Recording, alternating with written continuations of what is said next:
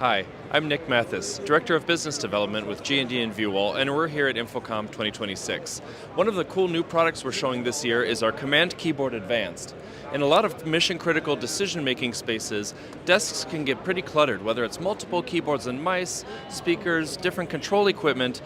We've implemented the CommandKeyboard-Advanced as a great way to simplify workflows and give mission-critical decision-makers one point of interaction rather than needing to try to find the right button to press in case of an emergency. You'll see it's a regular keyboard with a built-in touchscreen that can host some default selections to route sources to destinations, to control the KVM work system, but that can also launch scripts to control third-party devices and ecosystem as well. Really easy drag and drop within there. It's user permission controlled, and just as an example, I can hit a button here and we'll change the layout on the video wall, just like that.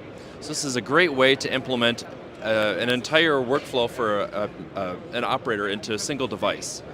For more information on the CommandKeyboard-Advanced and everything else we're showing here at InfoComm 2026, visit us at gdsys.com.